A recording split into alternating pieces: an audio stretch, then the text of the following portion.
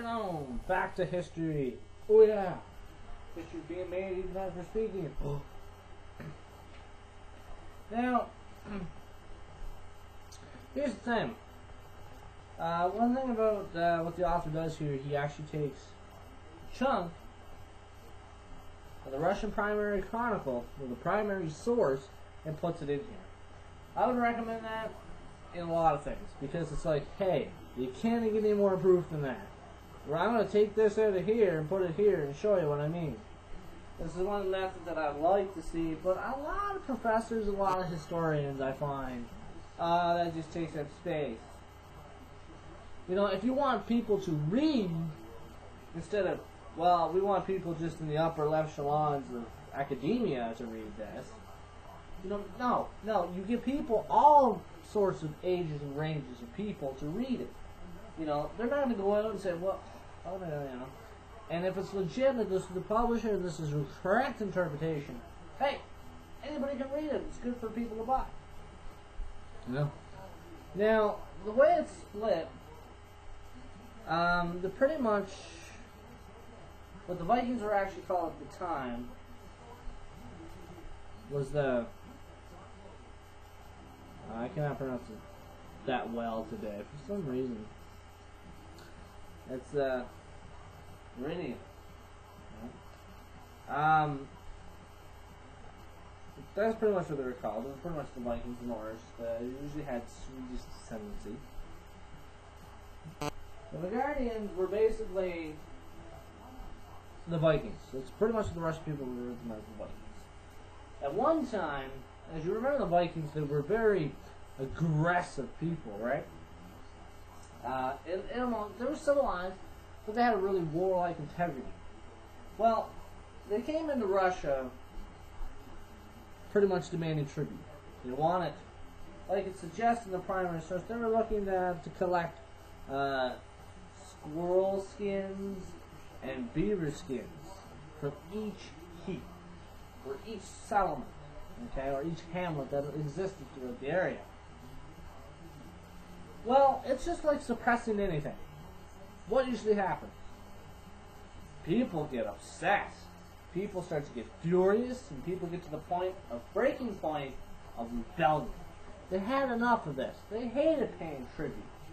You know, it's kind of funny throughout our society as people, we even hate the fact that every single day we have to pay taxes to our government. The thing is, it's our government. Our taxes should be coming back to benefit us. Better roads, better health care, better education, and creating jobs. That's what we like to believe, that a lot of these tax dollars go towards, right? You know, you don't work for nothing. You know, tributaries is an interesting case. So, the Vikings had a whole tributaries. Instead of, you know, let's just get tribute. We'll let them do the work and collect it for us. And eventually, they actually, according to the source, they drove them back into Scandinavia. This is back across the sea. Pretty much they're referring this to the Baltic Sea. So, they drove them back. They said they had enough of this, so they, obviously if they drove them back, it wasn't like they were like, hey, we don't want to do this anymore. And I don't think the Vikings said, oh, okay, well, we'll just go back home then, and we'll catch you later. Obviously, looking by that, and they drove them back, something that simple. It even says, the tributaries drove them back beyond the sea. Well, I don't think back at the time they had any democratic or negotiations over these things. They drove them back by the sword. They drove them back with flesh and blood. They had a war. It was a rebellion. It wasn't like, you know, peace negotiations. There was no diplomacy involved. So, that's where that pretty much stands, right? And if you read a little bit into it, there's one phrase that really is saying is, refusing to further tribute, they set out to govern themselves. Okay? This is a good indication that this tributary, this little suppressive relationship, actually had some governance. Think about it. Logically, in a sense, throughout history, there's many periods and many ideas that this could actually happen. You have a group of people. Okay, these people are tougher than them, and they want tribute from us. So we all have to work together for these guys to leave us alone and not kill us. Put in simple terms, that's what it was like. So it actually kind of unified people and heaps and villages and settlements for a little while. But all these people, after a while, we can do this ourselves. We can rule ourselves. This is a human instinct, isn't it? It goes throughout history. It's one of the most key characteristics throughout history. As human beings, we want to take our own destiny in our own control. We don't want someone else to do it. Now, personally, other things influence me to make my decisions. Same thing happens here, I find, in Russian history. So, then it comes around, there was no law among them. Then the question is, when you read this, it sounds like they're looking at the Vikings, that there was no law among them. But the thing is, when the writer suggests there's no, you think he would have used us.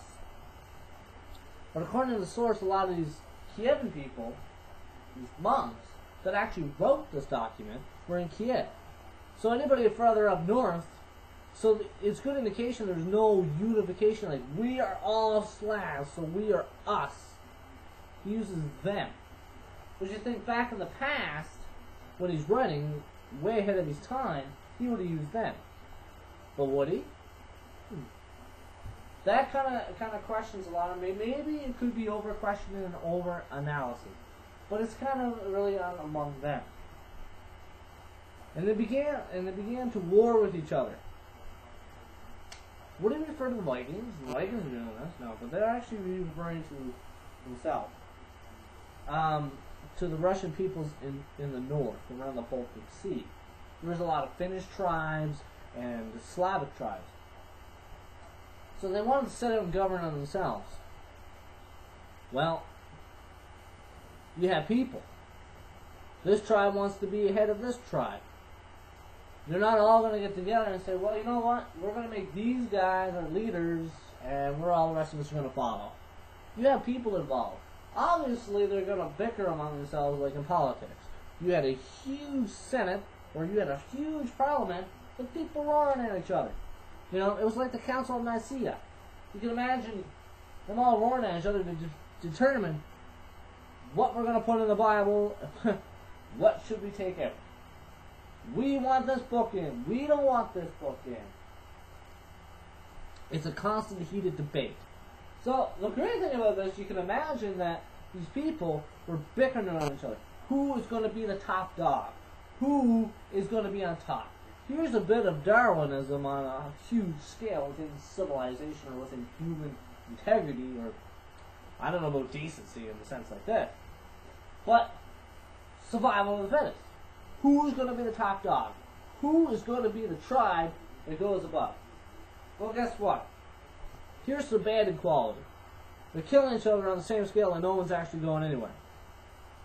And somebody stepped up. They drove away the greatest chance that they had for anything. They purposely drove them away. They had no order. There was no satisfaction. Guaranteed there was no happiness. They literally drove them away. The Vikings were actually a good thing.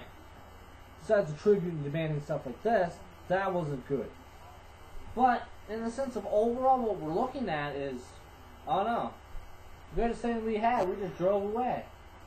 But the thing that they hadn't changed. Now, here's the beauty of this. So they get the nerve to say, hey, now this is over decades, okay? This is a long period of time that they war with each other. And finally one day, I can imagine someone realized, there's a bunch of people, groups got together, realized, you know what, this is pathetic. We're not getting anywhere.